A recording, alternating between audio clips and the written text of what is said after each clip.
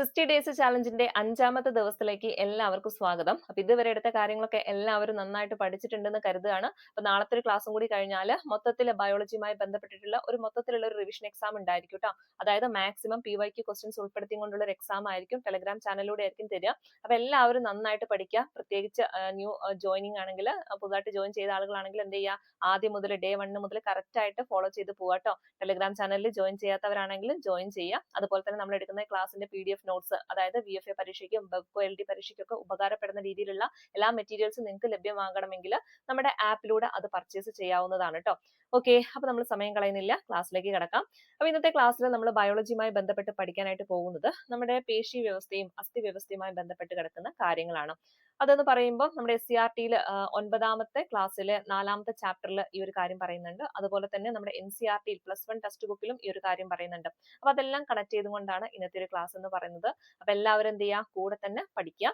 Okay, പ്രത്യേകിച്ച് beginners, ഞാൻ എപ്പോഴും പറയുന്നതാണ്, അറിയാത്ത കാര്യങ്ങൾ ചെറിയ ചെറിയ പോയിന്റുകളൊക്കെ എന്ത് ചെയ്യുക, ഷോർട്ട് നോട്ടിൽ എഴുതി വെക്കുക. എന്നിട്ട് ഓരോ ദിവസവും എന്ത് ചെയ്യുക, അരമണിക്കൂറോ 1 മണിക്കൂറോ നിങ്ങൾക്ക് എത്രയാണ് സമയം കിട്ടുന്നത്, ആ സമയത്തിന്റെ ഒരു ഭാഗം എന്ത് ചെയ്യുക, റിവിഷന് വേണ്ടിയിട്ട് മാറ്റി വെക്കുക. അപ്പൊ നിങ്ങൾ ഈ പറയുന്ന പോലെ ഷോർട്ട് നോട്ടൊക്കെ ഡെയിലി ഇങ്ങനെ വായിച്ചു പോകുമ്പോൾ നിങ്ങൾക്ക് ആ പരീക്ഷ ആകുമ്പോഴേക്കും ഓരോ ടേംസ്, അതായത് നിങ്ങൾക്ക് എത്ര ബുദ്ധിമുട്ടുള്ള കാര്യമാണെങ്കിലും ആ ഒരു പരീക്ഷ ആകുമ്പോഴേക്കും ഇതൊക്കെ എന്ത് ചെയ്യും, മനസ്സിലങ്ങ് പതിഞ്ഞോളും. അപ്പൊ നിങ്ങൾക്ക് കൺഫ്യൂഷൻ ഇല്ലാതെ എക്സാം സമയത്ത് ഉത്തരത്തിലോട്ടേക്കൊക്കെ എത്താനായിട്ട് സാധിക്കും കേട്ടോ. അങ്ങനെ നമുക്ക് നെഗറ്റീവ് കുറച്ചും കൊണ്ട് നല്ല മാർക്ക് സ്കോർ ചെയ്യാനായിട്ട് സാധിക്കും. അപ്പൊ ആ കാര്യമൊക്കെ ഒന്ന് ശ്രദ്ധിക്കാം. അപ്പൊ സമയം കളയുന്നില്ല, നമ്മുടെ ക്ലാസ്സിലേക്ക് കിടക്കാം. അപ്പൊ നമ്മൾ ആദ്യം പഠിക്കാൻ പോകുന്നത് നമ്മുടെ പേശി വ്യവസ്ഥയുമായി ബന്ധപ്പെട്ട് കിടക്കുന്ന അതിന് മുന്നോടിയായിട്ടുള്ള കുറച്ച് കാര്യങ്ങളാണ്. അതായത് നമ്മുടെ ശരീരം എന്ന് പറയുമ്പോൾ പല രീതിയിലുള്ള ചലനങ്ങൾ നടക്കുന്നുണ്ട് അല്ലെ. നമ്മുടെ ശരീരത്തിന്റെ പുറത്താണെങ്കിലും നമ്മുടെ ശരീരത്തിന്റെ ഉള്ളിലാണെങ്കിലും ചലനങ്ങൾ നടക്കുന്നുണ്ട്. അതുപോലെ തന്നെയാണ് പല ജീവികളിലും ഈ പറയുന്ന രീതിയിലുള്ള ചലനങ്ങളൊക്കെ നടക്കുന്നുണ്ട്. ഇപ്പൊ എക്സാമ്പിൾ പറയുകയാണെങ്കിൽ ഇപ്പം ബാക്ടീരിയ ആണെങ്കിൽ ബാക്ടീരിയയിലും ചലനം നടക്കുന്നുണ്ട് അല്ലെ.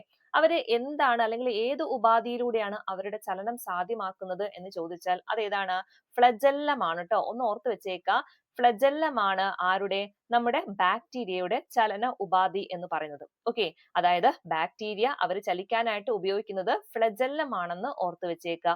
അതുപോലെ തന്നെ അമീബ, അതൊക്കെ ഒരുപാട് ആളുകൾക്ക് അറിയുന്നതാണ് അല്ലെ. അമീബ അവരുടെ ചലനത്തിന് വേണ്ടിയിട്ട് ഏത് ഉപാധിയാണ് സ്വീകരിക്കുന്നത്, കപടപാദങ്ങളാണ്. നമ്മൾ ചെറിയ ക്ലാസ്സിലെ പഠിച്ചതാണ് അല്ലെ. അമീബ കപടപാദങ്ങൾ ഉപയോഗിച്ചുകൊണ്ടാണ് അവർ ചലിക്കുന്നത്. അതുപോലെ തന്നെയാണ് ഹൈഡ്രയുടെ ഏറ്റവും മുകളിലായിട്ട് കാണപ്പെടുന്ന നീരാളി പോലെ അല്ലെങ്കിൽ അതിന്റെ മുടി പോലെ കാണപ്പെടുന്ന ഒരു ഭാഗം ഉണ്ട് അല്ലെ, അതാണ് ഡെന്റിക്കിൾ എന്ന് പറയുന്നത്. ഈ ഡെന്റിക്കിൾ ഉപയോഗിച്ചുകൊണ്ടാണ് ഹൈഡ്ര ചലിക്കുന്നത്. അതുപോലെ തന്നെ പാരമീസിയം അവരുടെ ചലന ഉപാധി എന്ന് പറയുന്നത് ഏതാണ്, സീലിയ ആണ് ട്ടോ. ഒന്ന് ഓർത്ത് വെച്ചേക്ക, സീലിയ. ഇതൊന്ന് പഠിച്ചു വെച്ചേക്കണേ. ഒന്നുകൂടി പറയാം, ബാക്ടീരിയ അവരുടെ ചലനത്തിന് വേണ്ടിയിട്ട് ഉപയോഗിക്കുന്നത് എന്താണ്, ഫ്ലജെല്ലമാണ്. ബാക്ടീരിയയുടെ ചലന ഉപാധി എന്താണ്, ഫ്ലജെല്ലം. അതുപോലെ അമീബയാണെങ്കിൽ കപടപാദങ്ങൾ ഉപയോഗിച്ചും കൊണ്ടാണ് ചലിക്കുന്നത്. ഹൈഡ്രയാണെങ്കിലോ ഡെന്റിക്കിളുകൾ ഉപയോഗിച്ചും കൊണ്ടാണ് ചലിക്കുന്നത്. പാരമീസിയം ആണെങ്കിലോ പാരമീസിയം, സീലിയ അല്ലെ, അങ്ങനെ കണക്ട് ചെയ്താൽ മതി. പാരമീസിയം, സീലിയ, അതാണ് അവരുടെ ചലന ഉപാധി എന്ന് പറയുന്നത്. ഓക്കെ അല്ലേ. ഇനി നമ്മുടെ മനുഷ്യരിലോട്ടേക്ക് വന്നു കഴിഞ്ഞാൽ നമുക്കറിയാം, നമ്മുടെ ശരീരത്തിന്റെ ഉള്ളിലും പല രീതിയിലുള്ള ചലനങ്ങൾ നടക്കുന്നുണ്ട് അല്ലെ. നമ്മുടെ ശരീരത്തിന് പുറത്താണെങ്കിൽ നമ്മുടെ കൈയും കാലും അല്ലെ ഓടും ചാടും ഒക്കെ ചെയ്യുന്നത് എന്താണ്, ഈ ഒരു ചലനത്തിന്റെ ഭാഗമായിട്ടുള്ളതാണ്. അതുപോലെ തന്നെ നമ്മുടെ ശരീരത്തിന്റെ ഉള്ളിലും ഒരുപാട് ചലനങ്ങൾ നടക്കുന്നുണ്ട്. ഒരു എക്സാമ്പിൾ പറയുകയാണെങ്കിൽ ഒരു ചലനമാണ് കോശദ്രവ്യ ചലനങ്ങൾ എന്ന് പറയുന്നത്. ഇപ്പൊ നമ്മൾ മുന്നത്തെ ആദ്യത്തെ ഒരു ക്ലാസ്സിൽ പഠിച്ചിട്ടുണ്ട് അല്ലെ, കോശവുമായി ബന്ധപ്പെട്ട കാര്യങ്ങൾ. അവിടെ നമ്മൾ കോശദ്രവ്യത്തെ പറ്റിയിട്ടൊക്കെ പഠിച്ചിട്ടുണ്ട്. അപ്പൊ അതിന്റെ ഉള്ളിൽ നടക്കുന്ന ചലനമൊക്കെ എന്താണ്, ഈ പറയുന്ന കോശദ്രവ്യ ചലനങ്ങളായിട്ട് പറയുന്നതാണ് കേട്ടോ. അപ്പൊ കോശദ്രവ്യ ചലനങ്ങളൊക്കെ എന്ത് ചെയ്യുന്നുണ്ട്, നമ്മുടെ ശരീരത്തിൽ നടക്കുന്ന ചലനമാണെന്ന് ഓർത്തു വെച്ചേക്കുക. അതുപോലെ തന്നെ മറ്റൊന്നാണ് സ്യൂഡോപോഡിയൽ ചലനം എന്ന് പറയും. സ്യൂഡോപോഡിയ എന്ന് പറഞ്ഞു കഴിഞ്ഞാൽ എന്താണ്, കപടപാദങ്ങളാണ്. അതായത് ശ്വേതരക്താണുക്കളിൽ അവര് കപടപാദങ്ങൾ ഉപയോഗിച്ചുകൊണ്ടാണ് ചലിക്കുന്നത്. അപ്പൊ അതും ഒരു ചലനമല്ലേ. അപ്പൊ മനസ്സിലാക്കി വെച്ചേക്കുക, ശ്വേതരക്താണുക്കളുടെ ചലനം എന്നൊക്കെ പറയുമ്പോൾ എന്താണ്, കപടപാദങ്ങൾ അഥവാ സ്യൂഡോപോഡിയൽ ചലനമാണെന്ന് ഓർത്തു വെച്ചേക്കുക. അതുപോലെ തന്നെ മറ്റൊന്നാണ് പുംബീജത്തിന്റെ ചലനം. പുംബീജത്തിന്റെ ചലനം എന്ത് തരം ചലനമാണ്, ഫ്ലജെല്ലാർ ചലനമാണെന്ന് ഓർത്തു വെച്ചേക്കുക. ഫ്ലജെല്ലാർ ചലനത്തിന് ഉദാഹരണമാണ് ഏത്, പുംബീജത്തിന്റെ ചലനം. അങ്ങനെയാണെങ്കിൽ അണ്ഡവാഹിയിൽ നടക്കുന്ന ചലനമാണെങ്കിൽ അതെന്താണ്, അത് സീലിയറി ചലനമാണ്. അണ്ഡവാഹിയിലെ ചലനം എന്ന് പറയുന്നത് എന്താണ്, സീലിയറി ചലനമാണ്. പിന്നെ നമുക്കൊക്കെ അറിയുന്ന ഒരു ചലനമാണ് ഇത് പേശി ചലനം അല്ലെ. നമ്മുടെ കൈകൾ നമ്മൾ ഓടുന്നത്, അതൊക്കെ എന്താണ്, ഈ പറയുന്ന രീതിയിലുള്ള പേശി ചലനം കൊണ്ടാണ് സാധ്യമാകുന്നത്. അപ്പൊ ഇതൊക്കെയാണ് നമ്മുടെ ശരീര ചലനങ്ങൾ എന്ന് പറയുന്നത്. ജസ്റ്റ് ഒന്ന് ഓർത്തു വെച്ചേക്കുക, ഇതൊക്കെ ശരീരത്തിൽ നടക്കുന്ന ചലനങ്ങളാണെന്ന് മനസ്സിലാക്കണം. ഒന്നാമത് നമ്മൾ പറഞ്ഞു കോശ ദ്രവ്യ ചലനങ്ങൾ. രണ്ടാമത്തത് ഏതായിരുന്നു? ഏതാണ്? കപടപാദങ്ങൾ ഉപയോഗിച്ചിട്ട് അല്ലെ ശ്വേതരക്താണുക്കളിൽ നടക്കുന്ന ചലനം, അതായത് സ്യൂഡോപോഡിയൽ ചലനം. മറ്റൊന്ന് ഏതാണ്? പുംബീജത്തിന്റെ ചലനം. പുംബീജത്തിന്റെ ചലനം എന്താണ്? ഫ്ലെജല്ലാർ ചലനമാണ്. അതുപോലെ അണ്ഡവാഹിയിലെ ഉള്ള ചലനം അതെന്താണ്? സീലിയറി ചലനത്തിന് ഉദാഹരണമാണ്. പിന്നെ നമ്മുടെ പേശി ചലനമാണ്. അപ്പൊ ഇതൊക്കെയാണ് ശരീര ചലനങ്ങൾ എന്ന് പറയുന്നത്. ഓക്കെ അല്ലേ? ഇനി നമുക്ക് ഇതുമായി ബന്ധപ്പെട്ട് നമ്മുടെ പേശികളുമായി ബന്ധപ്പെട്ട കാര്യങ്ങളിലോട്ടേക്കൊക്കെ വരാം. നമുക്കറിയാലേ നമ്മുടെ ശരീര ചലനങ്ങൾക്കൊക്കെ കാരണമാകുന്നത് എന്താണ്? സവിശേഷ കലകളാണ്. അതിനെയാണ് നമ്മൾ പേശികൾ എന്ന് പറയുന്നത്. ഈ പേശികളൊക്കെ നിർമ്മിച്ചിരിക്കുന്നത് എന്തുകൊണ്ടാണെന്നറിയോ? ആക്റ്റിൻ, മയോസിൻ ഇങ്ങനെയുള്ള അതിസൂക്ഷ്മമായിട്ടുള്ള പ്രോട്ടീൻ തന്തുക്കളാലാണ് നിർമ്മിക്കപ്പെട്ടിട്ടുള്ളത്. ഓക്കെ, ഒന്ന് ഓർത്തു വെച്ചേക്കാം. നമ്മുടെ ശരീരത്തിലെ പേശികളൊക്കെ നിർമ്മിച്ചിരിക്കുന്നത് ആക്റ്റിനും അതുപോലെ തന്നെ മയോസിനും ഇങ്ങനെ അറിയപ്പെടുന്ന അതിസൂക്ഷ്മങ്ങളായ പ്രോട്ടീനുകൾ കൊണ്ടാണ് നിർമ്മിച്ചിട്ടുള്ളത് കേട്ടോ. ഒന്ന് പഠിച്ചു വെച്ചേക്കണം. നമ്മുടെ പേശികളൊക്കെ നിർമ്മിച്ചിരിക്കുന്നത് ആക്റ്റിനും അതുപോലെ തന്നെ മയോസിനും ഇങ്ങനെയുള്ള അതിസൂക്ഷ്മങ്ങളായിട്ടുള്ള പ്രോട്ടീൻ തന്തുക്കളാലാണ് നിർമ്മിച്ചിട്ടുള്ളത്. ഓക്കെ അല്ലേ? ആ കാര്യം അവിടെ ഓർത്തു വെച്ചേക്കാം. ഇനി അടുത്ത് നമുക്ക് പഠിക്കാനുള്ളത് നമ്മുടെ പേശികളുമായി ബന്ധപ്പെട്ട് വരുന്ന 3 തരത്തിലുള്ള പേശികളാണ് ഇവിടെ പഠിക്കാനുള്ളത്. അതിലെ ഒന്നാണ് അസ്ഥിപേശി എന്ന് പറയും. അടുത്തത് മൃദുല പേശിയാണ്. അടുത്തത് ഏതാണ്? ഹൃദയ പേശിയാണ് ട്ടോ. ഓർത്തു വെച്ചേക്കാം. അസ്ഥിപേശി, നമ്മുടെ കയ്യിലും കാലിലൊക്കെ ഉള്ള പേശികൾ ഏതാണ്? അസ്ഥിപേശിയാണ്. ഇനി മൃദുല പേശി എന്ന് പറയുമ്പോൾ നമ്മുടെ ശരീരത്തിനുള്ളിലുള്ള അവയവങ്ങളിൽ കാണപ്പെടുന്ന പേശിയാണ് മൃദുല പേശി എന്ന് പറയുന്നത്. പിന്നെ നമ്മുടെ ഹൃദയത്തിൽ കാണപ്പെടുന്ന ഒരു പേശിയുണ്ട്, അതേതാണ്? ഹൃദയ പേശിയാണ്. ഇനി ഇതൊക്കെ ഇതിന്റെ സവിശേഷതകൾ എന്തൊക്കെയാണെന്ന് ഈ അടുത്തൊരു പരീക്ഷയിൽ പോലും ചോദ്യമായിട്ട് വന്നിട്ടുണ്ടായിരുന്നു. അത് കൃത്യമായിട്ട് നമ്മുടെ ടെക്സ്റ്റ് ബുക്കിൽ ഒരു ബോക്സിലാക്കി കൊടുത്തിട്ടുണ്ട്. ഈ ഒരു ഭാഗത്ത് നിന്നാണ് ആ ചോദ്യം വന്നിട്ടുള്ളത്. ഇതൊന്നും എല്ലാവരും പഠിച്ചു വെച്ചേക്കട്ടോ. ഇമ്പോർട്ടന്റ് ആണ്. പരീക്ഷയിൽ ഇനിയും ചോദ്യമായിട്ട് ചോദിക്കാൻ സാധ്യതയുള്ള ഒരു ഭാഗമാണ്. ഓക്കെ, അപ്പൊ മനസ്സിലാക്കാം. പേശികൾ എന്ന് പറയുമ്പം അസ്ഥിപേശി വരുന്നുണ്ട്, മൃദുല പേശി വരുന്നുണ്ട്, പിന്നെ നമ്മുടെ ഹൃദയ പേശി അല്ലെ, ആ പേരിൽ തന്നെയുണ്ട്. ഹൃദയ പേശി എന്നൊക്കെ പറയുമ്പോൾ ഹൃദയത്തിൽ കാണപ്പെടുന്ന പേശിയാണ്. പിന്നെ മൃദുല പേശി, മൃദുലം എന്നൊക്കെ പറയുമ്പോൾ നമ്മുടെ ശരീരത്തിനുള്ളിലുള്ള അവയവങ്ങളിൽ കാണപ്പെടുന്ന പേശിയാണ് മൃദുല പേശി എന്ന് പറയുന്നത്. പിന്നെ നമ്മുടെ കയ്യിലും കാലിലൊക്കെ കാണപ്പെടുന്ന പേശി ഏതാണ്? അതാണ് അസ്ഥിപേശി എന്ന് പറയുന്നത്. ഇനി ഇവയുടെയൊക്കെ സവിശേഷതകളാണ് നമ്മൾ നോക്കാനായിട്ട് പോകുന്നത്. അവിടെ നമ്മൾ ആദ്യം ഓർത്തു വെച്ചേക്കേണ്ട അസ്ഥിപേശി എന്ന് പറയുമ്പം ഐച്ഛിക ചലനമാണ് സാധ്യമാക്കുന്നത്. ഓക്കെ അല്ലെ, നമ്മുടെ കൈയും കാലൊക്കെ എങ്ങനെയാണ്? ഐച്ഛിക ചലനമാണ് അല്ലെ. ഐച്ഛിക ചലനം എന്താന്നൊക്കെ ഞാൻ മുൻ ക്ലാസ്സുകളിലായിട്ട് പറഞ്ഞിട്ടുണ്ട് അല്ലെ. ഐച്ഛിക ചലനം എന്ന് പറഞ്ഞാൽ എന്താണ്? നമ്മുടെ ഇച്ഛയ്ക്ക് അനുസരിച്ചിട്ട് നമുക്ക് ചലിക്കാൻ പറ്റുന്നുണ്ടെങ്കിൽ അതെന്താണ്? ഐച്ഛിക ചലനമാണ് അല്ലെ. നമുക്ക് ഇപ്പൊ ഓടണം എന്ന് തോന്നിക്കഴിഞ്ഞാൽ നമ്മൾ ഓടുന്നുണ്ടല്ലോ, അത് നമ്മുടെ ഇച്ഛയ്ക്ക് അനുസരിച്ചിട്ടാണ് നടക്കുന്നത് അല്ലെ. നമ്മുടെ കൈ, എനിക്കിപ്പോ എന്റെ കൈ ഇവിടെ ഉയർത്തണം എന്ന് തോന്നിക്കഴിഞ്ഞാൽ അതെന്താണ്? അതിന്റെ ഇച്ഛയ്ക്ക് അനുസരിച്ചിട്ട് ചെയ്യാൻ പറ്റുന്ന ഒരു കാര്യമാണ് എന്ന് കരുതി നമ്മുടെ ഹൃദയം അല്ലെ, ഹൃദയമിടിപ്പ് എന്ന് പറയുമ്പോൾ നമ്മുടെ ഹൃദയത്തെ അല്ലെങ്കിൽ ഹൃദയത്തിന്റെ ചലനം എന്നൊക്കെ പറയുമ്പോൾ അതൊന്നും നമ്മുടെ കയ്യിൽ വരുന്നതല്ല അല്ലെ. അതൊക്കെ എന്താണ്? അനൈച്ഛിക ചലനമാണ്. അപ്പൊ ഐച്ഛിക ചലനം ഒക്കെ സാധ്യമാക്കുന്നത് ഏതാണ്? അസ്ഥിപേശികളാണ്. ഇനി ഈ ഒരു അസ്ഥിപേശിയുടെ ഒരു എന്താ പറയാ, ആ ഒരു സ്ട്രക്ചർ ഒന്ന് ഓർത്തു വെച്ചേക്കുക. ഇതാണ് അസ്ഥിപേശി എന്ന് പറയുന്നത് അല്ലെ. കാണുമ്പോൾ ഒരു സിലിണ്ടറിന്റെ ഒരു ഷേപ്പ് ആണ് വരുന്നത് അല്ലെ. ഒരു സിലിണ്ടറിന്റെ ഒരു ഷേപ്പിലാണ് ഏത് വരുന്നത്? ഈ പറയുന്ന അസ്ഥിപേശി വരുന്നത്. ഇവിടെ ഇങ്ങനെ കുറെ വരകൾ കാണാനായിട്ട് സാധിക്കും. അതായത് കുറെ കുറുവരകളായിട്ട് അല്ലെ, ഇങ്ങനെ കുറുങ്ങനെയുള്ള വരകൾ കാണാനായിട്ട് സാധിക്കും. ഓക്കെ, ഇതാണ് അതിന്റെ പ്രത്യേകത. അപ്പൊ ഇതിന്റെ ഷേപ്പ് നോക്കിക്കഴിഞ്ഞാൽ എന്താണ്? സിലിണ്ടറിക്കൽ ഷേപ്പ് ആണ് കേട്ടോ. ഇവിടെ നോക്കിക്കഴിഞ്ഞാൽ മനസ്സിലാവും, ഒരു സിലിണ്ടറിന്റെ ഷേപ്പ് ആണ് വരുന്നത്. അതുപോലെ തന്നെ ഇതിന്റെ ഇടയിൽ ഇങ്ങനെ കുറെ വരകൾ അല്ലെ, കുറുവരകൾ ഇങ്ങനെ കാണാനായിട്ട് സാധിക്കുകയും ചെയ്യും. ഓക്കെ, പിന്നെ ഇതിന് പ്രത്യേകിച്ച് ശാഖകളൊന്നുമില്ല. ഇങ്ങനെ നേരെ ഒരു സിലിണ്ടർ പോലെ മാത്രമാണ് കാണപ്പെടുന്നത്. പ്രത്യേകിച്ച് ഒരു ശാഖകളായിട്ടൊന്നും ഇവിടെ കാണാനായിട്ട് സാധിക്കില്ല. അപ്പൊ ഇതാണ് ഇതിന്റെ പ്രധാനപ്പെട്ട സവിശേഷതകൾ എന്ന് പറയുന്നത്. മനസ്സിലാക്കി വെക്കുക. അസ്ഥിപേശി എന്ന് പറയുമ്പം അതിന്റെ ആകൃതി എന്താണ്? സിലിണ്ടറിക്കൽ ഷേപ്പ് ആണ്. അതുപോലെ തന്നെ ധാരാളം കുറുവരകൾ കാണാനായിട്ട് സാധിക്കും. ഐച്ഛിക ചലനങ്ങളാണ് ഇത് സാധ്യമാക്കുന്നത്. കിട്ടുമല്ലോ. ഇനി അടുത്തത് നമ്മുടെ മൃദുല പേശിയാണ്. മൃദുല പേശിയുടെ ഒരു ഷേപ്പ് നോക്കിക്കഴിഞ്ഞാൽ ഈ ഒരു ഷേപ്പിനെയാണ് നമ്മൾ സ്പിൻഡൽ ഷേപ്പ് എന്ന് പറയുന്നത് കേട്ടോ. ഇവിടെ നിങ്ങൾക്ക് നോക്കിക്കഴിഞ്ഞാൽ മനസ്സിലാവും. ഈ ഒരു ഷേപ്പ് ഉണ്ടല്ലോ, അതിനെന്താ നമ്മൾ പറയാ? സ്പിൻഡൽ ഷേപ്പ് എന്നാണ് പറയാ കേട്ടോ. അപ്പൊ ചോദിക്കാം, മൃദുല പേശിയുടെ ഷേപ്പ് എന്താണ് വരുന്നത്? സ്പിൻഡൽ ഷേപ്പ് ആണ്. ഇനി ഇവിടെ നിങ്ങൾക്ക് കുറുവരകളായിട്ട് കാണാൻ സാധിക്കുന്നുണ്ടോ? അതായത് ഇങ്ങനെ വരകളായിട്ട് കാണാൻ സാധിക്കുന്നുണ്ടോ? ഇല്ലല്ലേ. അതായത് ഇവിടെ കുറുവരകൾ കാണാനായിട്ട് സാധിക്കില്ല.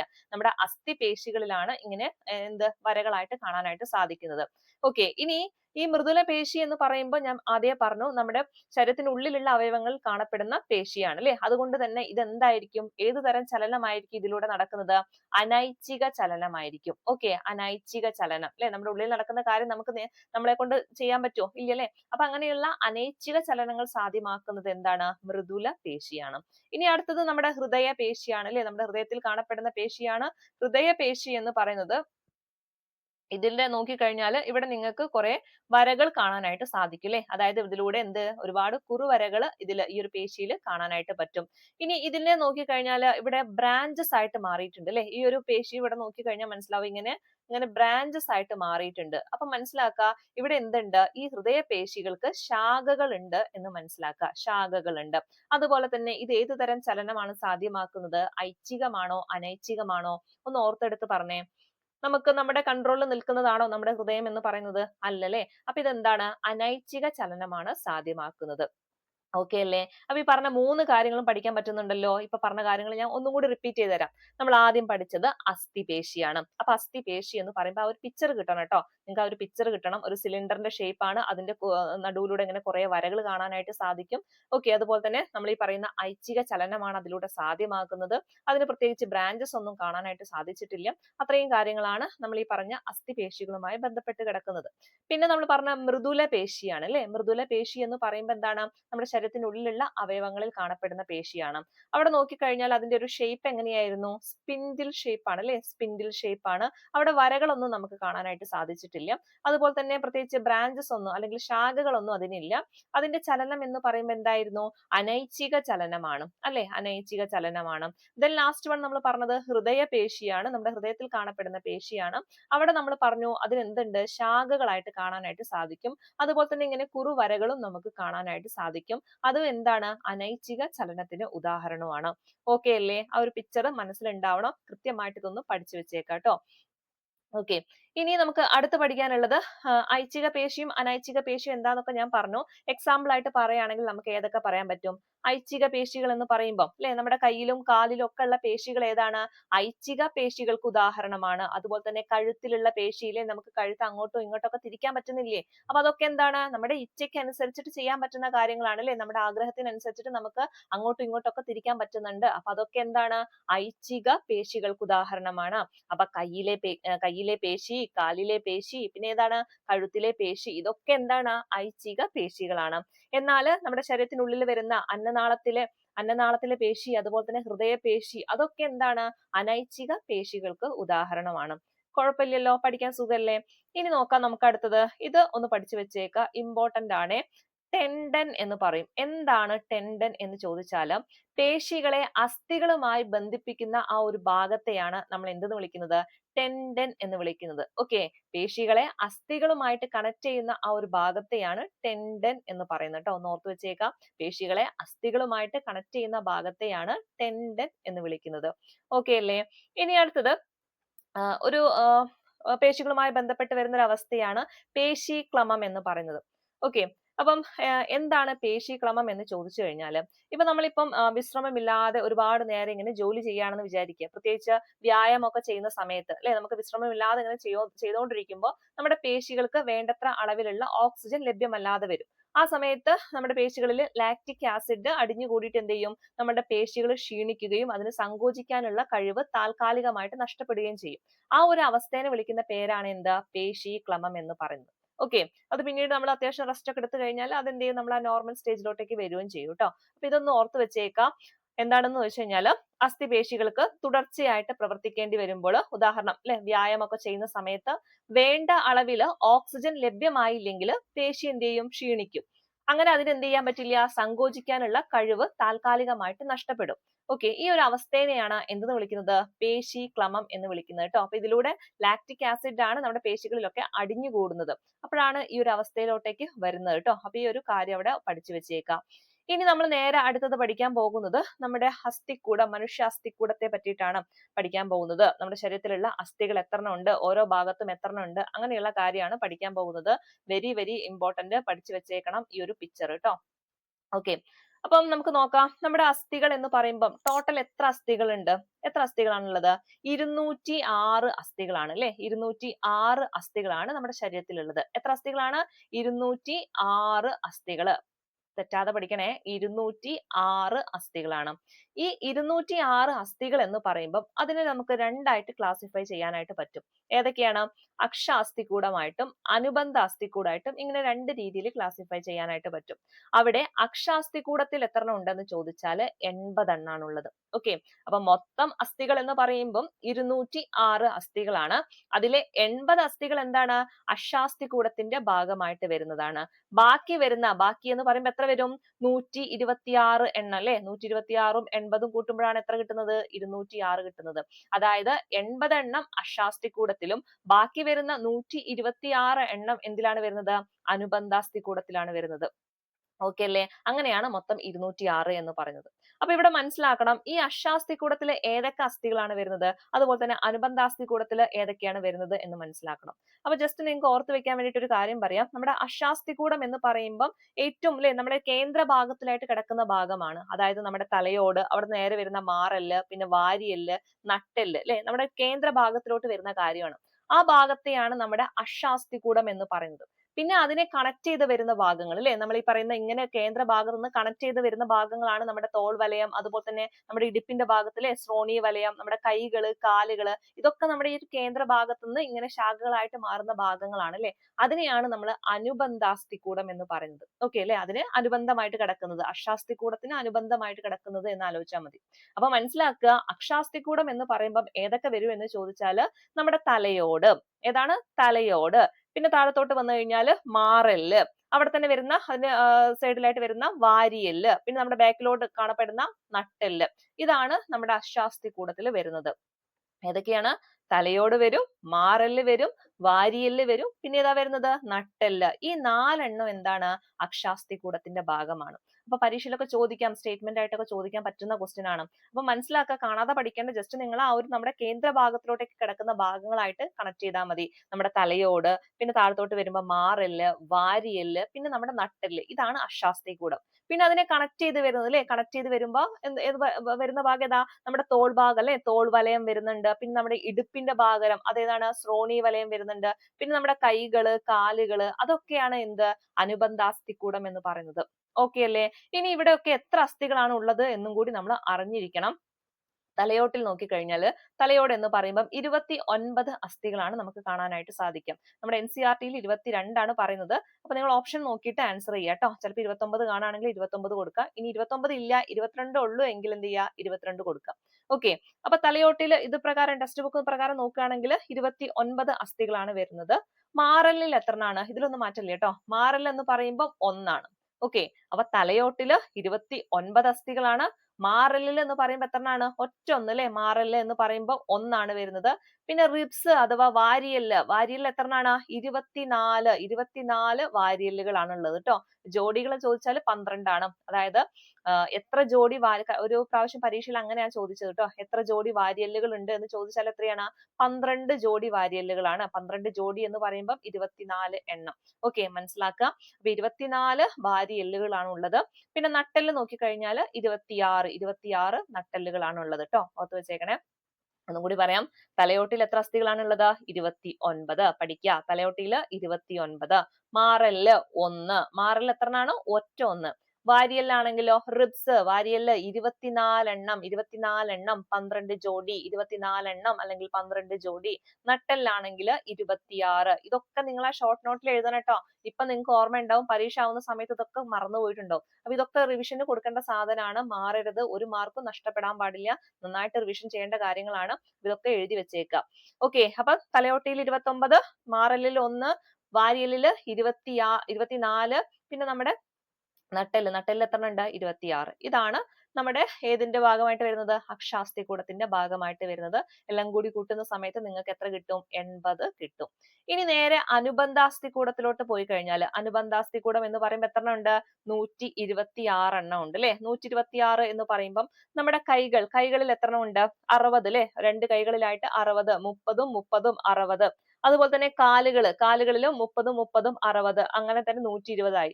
പിന്നെ വരുന്നത് നമ്മുടെ തോൾ വലയം. തോൾ വലയത്തിൽ എത്ര എണ്ണം ഉണ്ട്? 4 എണ്ണം ഉണ്ട്. തോൾ വലയത്തിൽ 4 അസ്ഥികളാണ് ഉള്ളത്. ശ്രോണി വലയത്തിലാണെങ്കിലോ 2 അസ്ഥികളാണ് ഉള്ളത്. അപ്പൊ തോൾ വലയത്തിൽ 4ഉം ശ്രോണി വലയത്തിൽ 2 എണ്ണമാണ് ഉള്ളത്. പിന്നെ കയ്യിലും കാലിലും കൂടി കൂട്ടുമ്പോൾ 60ഉം 60ഉം അങ്ങനെ മൊത്തം 126 അസ്ഥി. അപ്പൊ 126 അസ്ഥിയും അനുബന്ധ അസ്ഥികൂടത്തിൽ വരുന്നതാണ് ട്ടോ. ഇത് പഠിച്ചു വെച്ചേക്കാം. ഓക്കെ അല്ലേ? ഇനി നമുക്ക് അസ്ഥികളുമായി ബന്ധപ്പെട്ട് പറയുമ്പം നമ്മുടെ ഇതില് എന്താ പറയാ ഏറ്റവും വലിയ അസ്ഥിയായിട്ട് പറയുന്നത് ഏതാണ്? നമ്മുടെ മനുഷ്യ ശരീരത്തിലെ ഏറ്റവും വലിയ അസ്ഥി ഏതാണ്? തുടയെല്ല് ല്ലേ? തുടയെല്ല് അഥവാ ഫീമർ എന്ന് പറയും. അതുപോലെ തന്നെ നമ്മുടെ മനുഷ്യ ശരീരത്തിലെ ഏറ്റവും ചെറിയ അസ്ഥി ഏതാണെന്ന് ചോദിച്ചാൽ അതേതാണ്? നമ്മുടെ ചെവിക്കുള്ളിൽ ല്ലേ? നമ്മുടെ മധ്യകർണത്തിലായിട്ട് കാണപ്പെടുന്ന സ്റ്റേപ്പിസ്. സ്റ്റേപ്പിസ് ആണ് മനുഷ്യ ശരീരത്തിലെ ഏറ്റവും ചെറിയ അസ്ഥി എന്ന് പറയുന്നത്. ഏറ്റവും വലുത് ഏതാണ്? ഫീമർ അല്ലെങ്കിൽ തുടയെല്ലാണ്. അതുപോലെ തന്നെ ഏറ്റവും ചലന സ്വാതന്ത്ര്യമുള്ള ഒരു അസ്ഥിയുണ്ട്. ഏതാണത്? നമ്മുടെ കീഴ്ത്താടിയെല്ലാണ് ട്ടോ. കീഴ്ത്താടിയെല്ലാണ്. അതിനാണ് നല്ല ചലന സ്വാതന്ത്ര്യം ഒക്കെ ഉള്ളത്. അപ്പൊ ഇതൊക്കെ എന്ത് ചെയ്യാ? ഒന്ന് ഓർത്തു വെച്ചേക്കാം. ഇനി നമ്മുടെ അസ്ഥിയുടെ ഘടനയെ പറ്റിയിട്ടാണ് നോക്കാനായിട്ട് പോകുന്നത്. അസ്ഥിയുടെ ഘടന എന്ന് പറയുമ്പോൾ അതിന് മുന്നേ ആയിട്ട് നമ്മുടെ ശരീരത്തിന്റെ മൊത്തം ഭാരം എടുത്തു കഴിഞ്ഞാൽ അതിലെ 18% എന്താണ്? അസ്ഥികളാണ് ഉള്ളത്. ഓക്കെ, ഒരു വ്യക്തിയുടെ മൊത്തം ഭാരം എടുത്തു കഴിഞ്ഞാൽ അതിലെ 18% എന്താണ് കാണപ്പെടുന്നത്? അസ്ഥികളായിട്ടാണ് കാണപ്പെടുന്നത്. അതുപോലെ തന്നെ നമ്മുടെ ഓരോ അസ്ഥിയെയും പൊതിഞ്ഞിരിക്കുന്ന ഒരു ആവരണമുണ്ട്. അതിനെന്താ വിളിക്കാന്നറിയോ? അതിനെയാണ് പെരി ഓസ്റ്റിയം എന്ന് പറയുന്നത് ട്ടോ. വളരെ ഇമ്പോർട്ടന്റ് ആണ്, പഠിച്ചു വെച്ചേക്കാം. പെരി ഓസ്റ്റിയം എന്ന് പറഞ്ഞാൽ എന്താണ്? നമ്മുടെ ഓരോ അസ്ഥിയെയും പൊതിഞ്ഞും കൊണ്ടുള്ള ഒരു ആവരണം. ആ ആവരണത്തെയാണ് എന്തെന്ന് വിളിക്കുന്നത്? പെരി ഓസ്റ്റിയം എന്ന് പറയുന്നത്. അതുപോലെ തന്നെ നമ്മുടെ അസ്ഥിക്കൊക്കെ നല്ല കാഠിന്യവും ബലവും കൊടുക്കുന്നത് ഏതാണ്? കാൽസ്യം, ഫോസ്ഫേറ്റ്, കൊളാജൻ, പ്രോട്ടീൻ, ലവണങ്ങൾ അല്ലെ? ഇതൊക്കെയാണ് നമ്മുടെ അസ്ഥികൾക്ക് കാഠിന്യവും ബലവും ഒക്കെ കൊടുക്കുന്നത്. അതുകൊണ്ടാണ് നല്ല കാൽസ്യം അടങ്ങിയിട്ടുള്ള ഭക്ഷണങ്ങളൊക്കെ കഴിക്കണം, എല്ലുകൾക്ക് ബലം കിട്ടാൻ എന്നൊക്കെ പറയുന്നത് അല്ലെ? അതൊക്കെ ഒന്ന് ഓർത്തു വെച്ചേക്കാം. അതുപോലെ തന്നെ നമ്മുടെ അസ്ഥികൾ ഏതുതരം കോശങ്ങളാലാണ് നിർമ്മിതമായിട്ടുള്ളത് എന്ന് ചോദിച്ചാൽ അത് ഏതാണ്? ഓസ്റ്റിയോ ബ്ലാസ്റ്റ് കോശങ്ങളാണ് ട്ടോ. നമ്മുടെ ഈ പറയുന്ന അസ്ഥികളിൽ കാണപ്പെടുന്ന കോശങ്ങളാണ് ഏത്? ഓസ്റ്റിയോ ബ്ലാസ്റ്റ് കോശങ്ങൾ അല്ലെ? ഓസ്റ്റിയോ എന്ന് കേൾക്കുമ്പോൾ തന്നെ അസ്ഥിയായിട്ട് കണക്ട് ചെയ്താൽ മതി, കിട്ടും. ഓക്കെ, അപ്പൊ പറഞ്ഞ കാര്യങ്ങൾ ഇത്രയേ ഉള്ളൂ. നമ്മുടെ ശരീരത്തിന്റെ 18%, അതായത് നമ്മുടെ ശരീരഭാരത്തിന്റെ 18% എന്താണ്? അസ്ഥികളാണ് കാണപ്പെടുന്നത്. അതുപോലെ തന്നെ നമ്മുടെ അസ്ഥികളെയൊക്കെ പൊതിഞ്ഞിരിക്കുന്ന ആവരണത്തെ വിളിക്കുന്ന പേരെന്താണ്? പെരി ഓസ്റ്റിയം ആണ്. അതുപോലെ തന്നെ നമ്മുടെ അസ്ഥികൾക്കൊക്കെ കാഠിന്യവും ബലവും ഒക്കെ കൊടുക്കുന്നത് എന്താണ്? കാൽസ്യവും ഫോസ്ഫേറ്റും അതുപോലെ തന്നെ കൊളാജൻ, പ്രോട്ടീനും ലവണങ്ങളും ഒക്കെയാണ്. അതുപോലെ തന്നെ നമ്മൾ പഠിച്ചത് എന്താണ്? അസ്ഥികളിൽ കാണപ്പെടുന്ന കോശങ്ങൾ അല്ലെ? അതേതാണ്? ഓസ്റ്റിയോ ബ്ലാസ്റ്റ് കോശങ്ങളാണ്. പഠിക്കാൻ പറ്റുന്നുണ്ടല്ലോ? നോക്കാം ഇനി അടുത്തത് വളരെ ഇമ്പോർട്ടന്റ് ആണ്. തരുണാസ്ഥി. എന്താണ് തരുണാസ്ഥി? ഒരു ഭാഗത്തുനിന്ന് സ്റ്റേറ്റ്മെന്റ് ആയിട്ട് മുൻ വർഷങ്ങളിൽ ഒരു ചോദ്യമായിട്ട് വന്നിട്ടുണ്ടായിരുന്നു. അത് ഈ ഒറ്റ ഒരു ബോക്സ് നിന്ന് എടുത്തിട്ടുള്ള ഒരു ചോദ്യമാണ്. അതായത് തരുണാസ്ഥി എന്ന് പറഞ്ഞു കഴിഞ്ഞാൽ നോർമലി നമ്മുടെ അസ്ഥികളെക്കാൾ ഒന്നും കൂടി എന്താ ചെയ്യാ, മൃദുവായിട്ടുള്ള ഒരു അസ്ഥിയാണ് തരുണാസ്ഥി എന്ന് പറയുന്നത്. അതായത് നോർമലി ഉള്ള അസ്ഥിനേക്കാളും കുറച്ചും കൂടി സോഫ്റ്റ് ആയിട്ടുള്ള അസ്ഥിയാണ്. അതായത് നമ്മുടെ രണ്ട് അസ്ഥികൾക്കിടയിൽ കാണപ്പെടുന്ന ആ ഒരു ഭാഗം. ഇപ്പൊ ഇവിടെ നിങ്ങൾക്ക് നോക്കിക്കഴിഞ്ഞാൽ മനസ്സിലാവും, ഇവിടെ രണ്ട് അസ്ഥികൾക്കിടയിൽ ഇങ്ങനെ വൈറ്റ് കളറിലായിട്ട് കാണപ്പെടുന്നുണ്ടല്ലോ. ഈ ഒരു ഭാഗമാണ് തരുണാസ്ഥി എന്ന് പറയുന്നത്.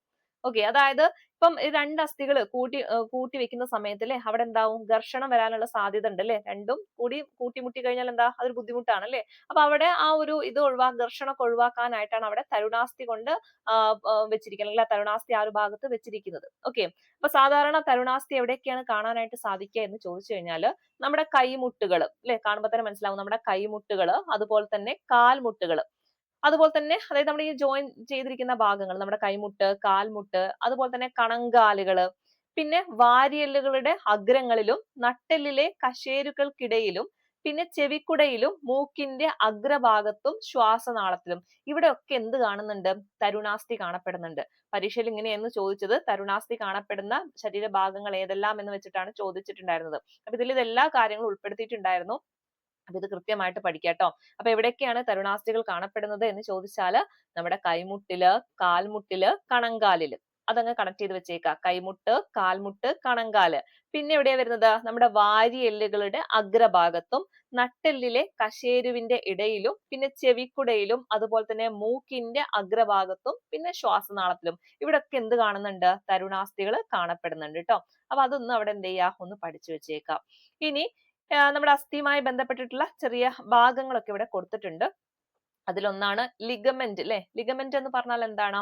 രണ്ട് അസ്ഥികളെയും തമ്മിൽ ബന്ധിപ്പിക്കുന്നതാണ് ലിഗമെന്റ് അല്ലെ. ഈ ഒരു ആവരണം പോലെ കാണപ്പെടുന്ന ഈ ഒരു ഭാഗം ഉണ്ടല്ലോ, ഇതാണ് ലിഗമെന്റ് എന്ന് പറയുന്നത്. നമ്മുടെ രണ്ട് അസ്ഥികളെയും തമ്മിൽ കണക്ട് ചെയ്യുന്നത് ഏതാണ്? ലിഗമെന്റ് ആണ്.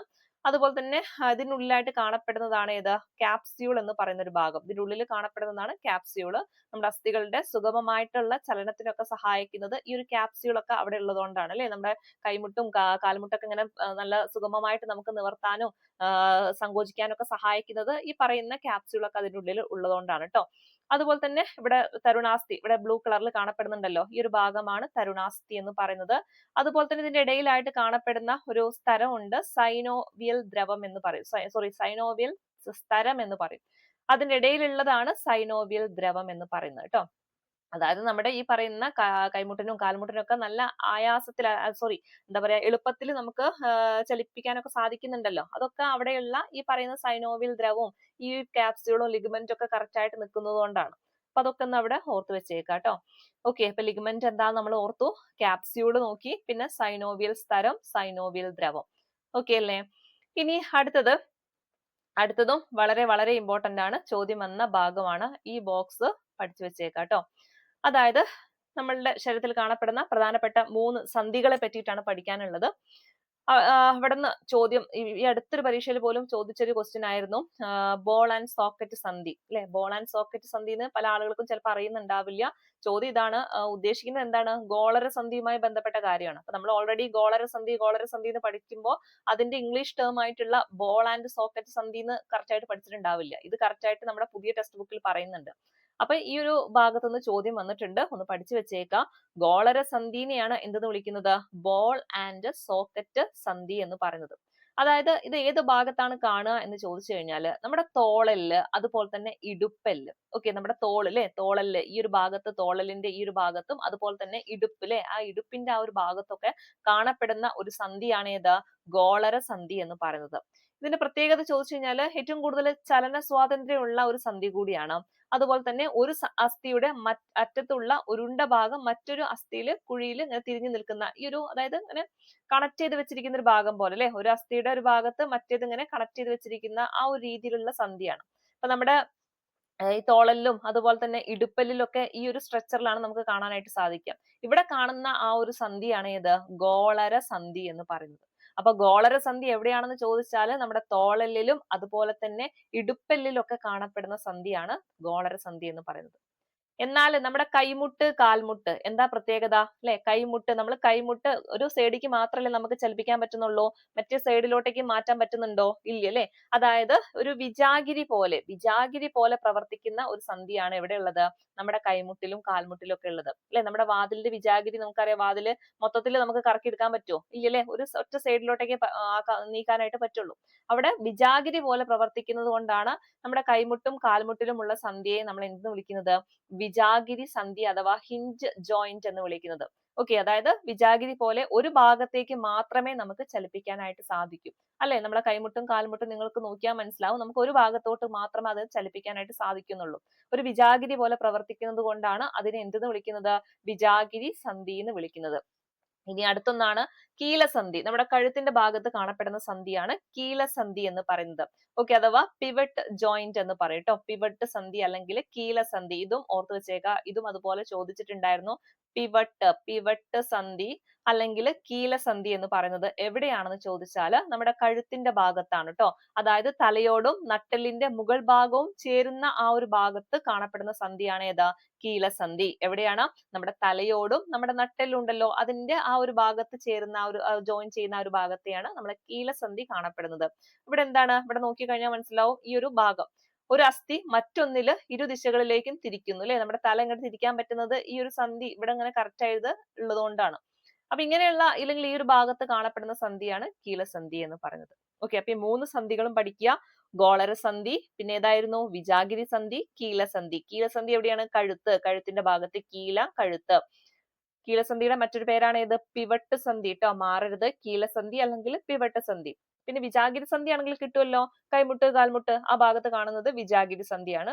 ഒറ്റ ഭാഗത്തോട്ട് അല്ലെങ്കിൽ ഒരു ഭാഗത്തോട്ട് മാത്രം ചലിപ്പിക്കാൻ സാധിക്കുന്ന അല്ലെങ്കിൽ സാധിപ്പിക്കുന്ന ഭാഗത്തുള്ള സന്ധിയാണ് ഈ പറയുന്ന വിജാഗിരി സന്ധി എന്ന് പറയുന്നത്. പിന്നെ നമ്മുടെ തോളല്, ഇടുപ്പല് ആ ഭാഗത്ത് കാണപ്പെടുന്നത് ഏതാണ്? അത് ഗോളര സന്ധിയാണ് ട്ടോ. ഓക്കെ, ഇനി നമ്മൾ അസ്ഥികളുമായി ബന്ധപ്പെട്ട് വരുന്ന കുറച്ച് രോഗാവസ്ഥകളാണ് നോക്കാനായിട്ട് പോകുന്നത്. അതിലൊന്നാണ് ഓസ്റ്റിയോപൊറോസിസ് എന്ന് പറയുന്നത്. ഓസ്റ്റിയോപൊറോസിസ് എന്ന് പറഞ്ഞാൽ എന്താണ്? നമുക്കറിയാം നമ്മുടെ അസ്ഥികൾക്കൊക്കെ വേണ്ട ഒരു വിറ്റാമിൻ ആണ് ഏതാ? വിറ്റാമിൻ ഡി എന്ന് പറയുന്നത് അല്ലെ. അപ്പൊ ഈ വിറ്റാമിൻ ഡിയുടെ കുറവ് മൂലം നമ്മൾ ഈ പറയുന്ന അസ്ഥിഭാഗങ്ങളൊക്കെ സുഷിരങ്ങൾ വന്നിട്ട് എന്ത് ചെയ്യും? അതിന്റെ ഒരു കാഠിന്യമൊക്കെ നഷ്ടപ്പെടും. ആ ഒരു അവസ്ഥയെ വിളിക്കുന്ന പേരാണ് ഓസ്റ്റിയോപൊറോസിസ് എന്ന് പറയുന്നത്. അതായത് അസ്ഥിഭാഗങ്ങൾ നശിക്കുകയും സുഷിരങ്ങൾ രൂപപ്പെട്ട് അസ്ഥികളുടെ കാഠിന്യം നഷ്ടപ്പെടുകയും ചെയ്യുന്ന ഒരു അവസ്ഥയാണ്. അപ്പൊ ഇതിന് പ്രധാന കാരണം എന്തായിരിക്കും? വിറ്റാമിൻ ഡിയുടെ ഒക്കെ അഭാവമാണ്. അതായത് ഞാൻ ഓൾറെഡി പറഞ്ഞു, അസ്ഥികൾക്ക് ബലവും കാഠിന്യം ഒക്കെ കൊടുക്കുന്നത് ഏതാണ്? ഈ പറയുന്ന കാൽസ്യവും ഫോസ്ഫേറ്റും അങ്ങനെയുള്ള കാര്യങ്ങളൊക്കെയാണ്. അപ്പൊ അതിന്റെ കുറവ് മൂലം നമ്മുടെ അസ്ഥിഭാഗങ്ങൾ എന്ത് ചെയ്യും? നശിക്കും അല്ലെ. അവിടെ എന്ത് ചെയ്യും? ചെറിയ ചെറിയ സുഷിരങ്ങൾ വീഴും. ഇവിടെ നിങ്ങൾക്ക് നോക്കി കഴിഞ്ഞാൽ മനസ്സിലാവും, ചെറിയ ചെറിയ പോർസ് പോലെ വീഴും അല്ലെ. പോർസ് എന്ന് പറഞ്ഞാൽ എന്താണ്? ചെറിയ ചെറിയ സുഷിരങ്ങളാണ്. അതുകൊണ്ടാണ് അതിന് ആ പേര് കൊടുത്തിട്ടുള്ളത്, ഓസ്റ്റിയോപൊറോസിസ് എന്ന പേര് കൊടുത്തിട്ടുള്ളത്. അപ്പൊ ഈ പറയുന്ന പോലെ ഈ പറയുന്ന കാൽസ്യം അതുപോലെ തന്നെ വിറ്റാമിൻ ഡി ഇവയുടെ അഭാവം മൂലം അസ്ഥികൾ നശിക്കുകയും അതിലിങ്ങനെ ചെറിയ രീതിയിലുള്ള സുഷിരങ്ങൾ വരികയും ചെയ്യും. അങ്ങനെ അസ്ഥികളുടെ കാഠിന്യം നഷ്ടപ്പെടുന്ന ആ ഒരു അവസ്ഥയെ വിളിക്കുന്ന പേരാണ് ഏത്? ഓസ്റ്റിയോപൊറോസിസ് എന്ന് പറയുന്നത്. ഓക്കെ. അതുപോലെ തന്നെ മറ്റൊന്നാണ് റുമാറ്റോയിഡ് ആർത്രൈറ്റിസ് എന്ന് പറയും. എന്താണ് റുമാറ്റോയിഡ് ആർത്രൈറ്റിസ് എന്ന് പറയുന്നത്? ഇത് നമ്മുടെ ശരീരത്തിന്റെ പ്രതിരോധ ശക്തി നൽകുന്ന വ്യവസ്ഥ ചിലരിൽ തരുണാസ്ഥിയെയും സൈനോവിയൽ സ്തരത്തെയും നശിപ്പിക്കും. അപ്പൊ ഈ പറയുന്ന പോലെ സൈനോവിയൽ സ്തരവും തരുണാസ്ഥിന്റെ ഒക്കെ നാശം മൂലം ഉണ്ടാകുന്ന ഒരു അവസ്ഥയാണ് ഇത് റുമാറ്റോയിഡ് ആർത്രൈറ്റിസ് എന്ന് പറയുന്നത്. ഓക്കെ. ഇത് സാധാരണ പുരുഷന്മാരെക്കാളും കൂടുതൽ സ്ത്രീകളിലാണ് കൂടുതലായിട്ട് കണ്ടുവരുന്നത് കേട്ടോ. റുമാറ്റോയിഡ് ആർത്രൈറ്റിസ് എന്ന് പറയുന്ന ഈ ഒരു രോഗാവസ്ഥ പുരുഷന്മാരെക്കാളും കൂടുതൽ സ്ത്രീകളിലാണ് കണ്ടുവരുന്നത് കേട്ടോ. അപ്പൊ ഈ റുമാറ്റോയിഡ് ആർത്രൈറ്റിസ് എന്ന് പറഞ്ഞു കഴിഞ്ഞാൽ നമ്മുടെ ശരീരത്തിന് പ്രതിരോധ ശക്തി നൽകുന്ന വ്യവസ്ഥയിൽ ചിലത് എന്ത് ചെയ്യുന്നുണ്ട്? ചിലരിൽ തരുണാസ്ഥിയെയും അതുപോലെ തന്നെ സൈനോവിയൽ സ്തരത്തെയും ഒക്കെ എന്ത് ചെയ്യും? നശിപ്പിക്കും. ആ ഒരു അവസ്ഥയെയാണ് എന്തെന്ന് വിളിക്കുന്നത്? റുമാറ്റോയിഡ് ആർത്രൈറ്റിസ് എന്ന് പറയുന്നത്. ഓക്കെ. ഇനി അടുത്തത് പേശീക്ഷയമാണ്. പേശീക്ഷയം എന്ന് പറയുന്നത് എന്താണ്? പേശികൾക്ക് ഉണ്ടാവുന്ന ഒരു ക്ഷയമാണ് അല്ലെ. പ്രത്യേകിച്ച് ആൺകുട്ടികളിലാണ് ഈ ഒരു അവസ്ഥ കാണുന്നത്. അതിന് പ്രധാന കാരണം പറയുന്നത് ജീനുകളിൽ ഉണ്ടാകുന്ന മാറ്റമാണ് ട്ടോ. അപ്പൊ ചില ആൺകുട്ടികളിൽ അവരുടെ ജീനുകളിൽ ഉണ്ടാകുന്ന മാറ്റം മൂലം ഉണ്ടാകുന്ന പേശികൾക്ക് ബലമില്ലാതെ വരുന്ന ഒരു അവസ്ഥ, അതിനെയാണ് പേശീക്ഷയം എന്ന് പറയുന്നത്. ഇനി ലാസ്റ്റ് വൺ ഉളുക്ക്. ഉളുക്ക് എന്ന് പറഞ്ഞാൽ എന്താണ്? സന്ധിയിലെ അസ്ഥികളെ ബന്ധിപ്പിക്കുന്ന ലിഗമെന്റുകൾ വലിയുകയോ പൊട്ടുകയോ ചെയ്യുമ്പോഴുണ്ടാകുന്ന ആ ഒരു പരിക്ക്, അതിനെയാണ് നമ്മൾ ഉളുക്ക് എന്ന് പറയുന്നത്. ഓക്കെ. ഉളുക്ക് എന്ന് പറഞ്ഞു കഴിഞ്ഞാൽ എന്താണ്? സന്ധിയിലെ അസ്ഥികളെ ബന്ധിപ്പിക്കുന്ന ലിഗമെന്റ്, ആ ലിഗമെന്റ് എന്ത് ചെയ്യുക? വലിയുകയോ അല്ലെങ്കിൽ പൊട്ടുകയോ ചെയ്യുമ്പോഴുണ്ടാകുന്ന ആ ഒരു അവസ്ഥയെ അല്ലെങ്കിൽ ആ ഒരു പരിക്കിനെയാണ് എന്തെന്ന് വിളിക്കുക? ഉളുക്ക് എന്ന് വിളിക്കുന്നത് കേട്ടോ. അതൊന്ന് ഓർത്തു വെച്ചേക്കാം. അതുപോലെ തന്നെ മറ്റൊന്നുണ്ട്. മറ്റൊന്ന് ഏതാണ്? ഡിസ്ക് ബൾജ് എന്നൊക്കെ പറയും അല്ലെ. നമ്മുടെ ഡിസ്ക് തെറ്റുക എന്നൊക്കെ പറയും. അപ്പൊ എന്താണ് ഡിസ്ക് തെറ്റൽ അല്ലെങ്കിൽ ഡിസ്ക് ബൾജ് എന്നതുകൊണ്ട് ഉദ്ദേശിക്കുന്നത് എന്ന് ചോദിച്ചു കഴിഞ്ഞാല്, ഇപ്പം ഞാൻ ഓൾറെഡി പറഞ്ഞു, നമ്മുടെ നട്ടെല്ലിന്റെ ഇടയിൽ ഇങ്ങനെ ധാരാളം കശേരുക്കൾ നമുക്ക് കാണാനായിട്ട് സാധിക്കും അല്ലെ. ഇവിടെ നോക്കിക്കഴിഞ്ഞാൽ മനസ്സിലാവാം, ധാരാളം കശേരുക്കൾ ഇവിടെ ഇങ്ങനെ കാണുന്നുണ്ട്. ഈ കശേരുക്കൾക്കിടയിലുള്ള ഒരു ദ്രവമാണ് ഇന്റർവെർട്ടിബ്രൽ ദ്രവം എന്ന് പറയുന്നത്. ഈ ഇന്റർവെർട്ടിബ്രൽ ഡിസ്കിന്റെ ഇടയിലായിട്ട് കാണപ്പെടുന്ന ദ്രവമാണ് ഇന്റർവെർട്ടിബ്രൽ ദ്രവം എന്ന് പറയുന്നത്. അപ്പൊ ഇത് എന്തെങ്കിലും കാരണങ്ങൾ കൊണ്ട്, പ്രത്യേകിച്ച് ഇപ്പൊ എന്താ പറയാ, എന്തെങ്കിലും നല്ല ആഘാതത്തിൽ വീഴുകയോ അല്ലെങ്കിൽ നമ്മൾ നല്ല വെയിറ്റ് ഉള്ള സാധനമൊക്കെ പൊന്തിക്കുന്നൊക്കെ സമയത്ത് എന്ത് ചെയ്യുന്നുണ്ട്?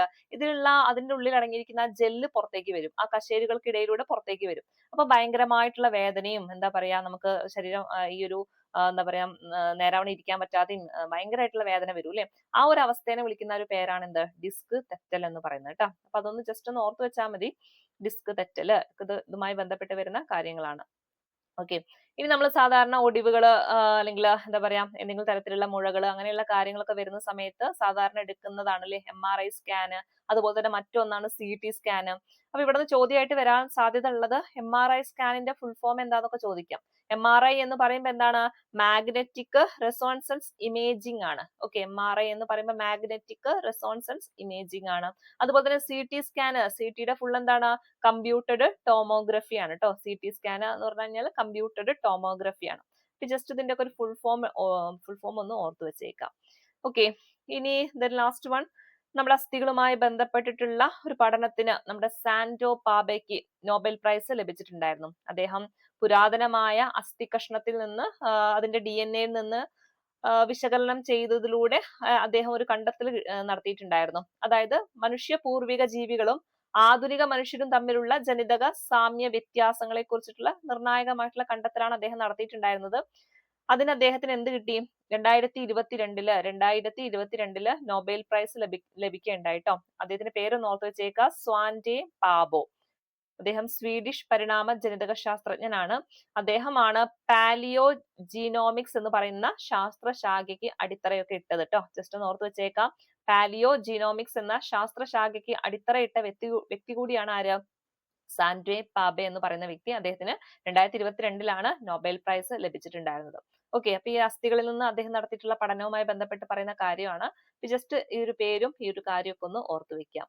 ഓക്കെ, ഇനി അടുത്തത് നമുക്ക് പഠിക്കാനുള്ളത് നമ്മുടെ NCERT-യിൽ പറയുന്ന കാര്യങ്ങളാണ് കേട്ടോ. NCERT-യിൽ ഒരു സെക്കൻഡ്. ഓക്കെ, NCERT-യിൽ +1 ടെക്സ്റ്റ് ബുക്കിൽ ചാപ്റ്റർ 20 ചലനവുമായി ബന്ധപ്പെട്ടിട്ടുള്ള കുറച്ച് കാര്യങ്ങൾ പറയുന്നുണ്ട്. നമ്മളിപ്പോൾ ഓൾറെഡി പറഞ്ഞ കാര്യങ്ങൾ തന്നെയാണ് അധികം ഉള്ളത്. അതിൽ ഇല്ലാത്ത കുറച്ച് ടേംസുകൾ ഞാനൊന്ന് പറഞ്ഞു തരാം.